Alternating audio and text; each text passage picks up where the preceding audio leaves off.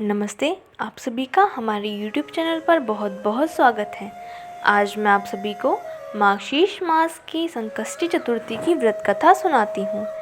इससे पहले वाली वीडियो में मैंने आपको बताया कि 2024 में मार्गशीर्ष मास की संकष्टी चतुर्थी कब है। तो चलिए अब मैं आपको कथा सुनाती हूँ। पार्वती जी ने गणेश जी से पूछा कि अघन कृष्ण चतुर्थी संकटा कहलाती है। उस दिन किस गणेश की पूजा किस रीति से करनी चाहिए। गणेश जी ने उत्तर दिया कि हे हिमालय नंदिनी, अघन में पूर्वोक्त रीति से गजानन नामक गणेश की पूजा करनी चाहिए।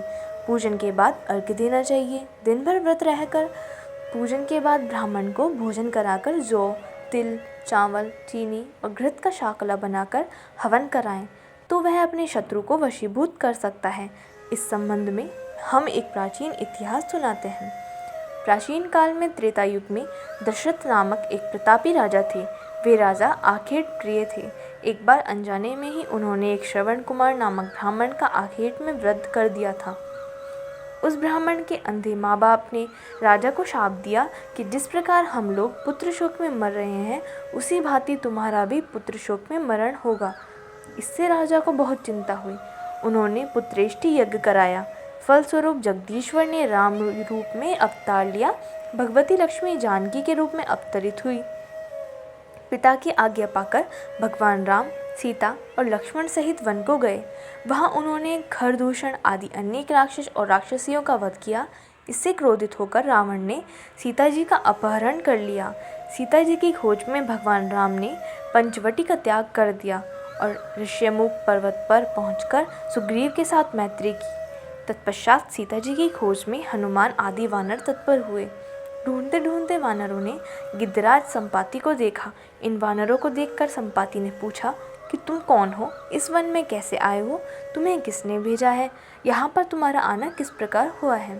संपाति की बात सुनकर उन्होंने उत्तर दिया कि भगवान विष्णु के अवतार दशरथ नंदन राम जी, सीता और लक्ष्मण जी के साथ दंडक वन में आए हैं। वहाँ पर उनकी पत्नी सीता जी का अपहरण कर लिया गया है। हे मित्र, इस बात को हम लोग नहीं जानते कि सीता जी कहाँ हैं। उनकी बात सुनकर संपाति ने कहा कि तुम सब रामचंद्र के सेवक होने के नाते हमारे मित्र हो। जानकी जी का जिसने हरण किया है और वह जिस स्थान पर है वह मुझे मालूम है। सीता जी के लिए मेरा छोटा भाई जटायु अपने प्राण गंवा चुका है। यहाँ से थोड़ी ही दूर पर समुद्र है और समुद्र के उस पार राक्षस नागरी है। वहाँ अशोक के पेड़ के नीचे सीता जी बैठी हुई है।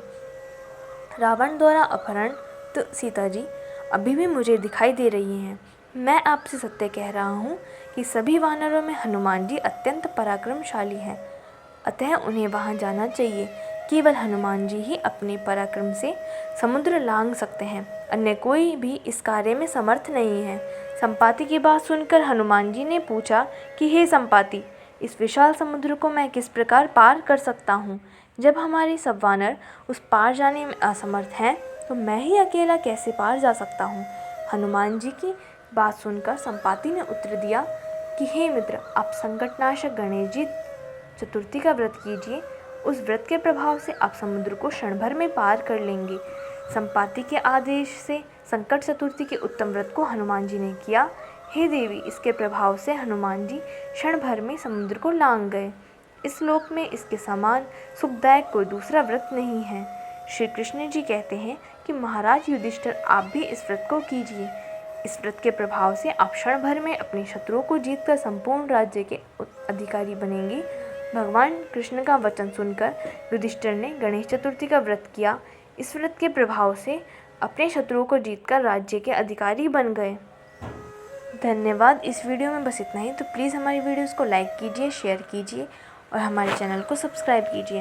अगली वीडियो में मैं आपको बताऊंगी कि मार्गशीर्ष मास के गणेश चतुर्थी व्रत की पूजन विधि क्या है।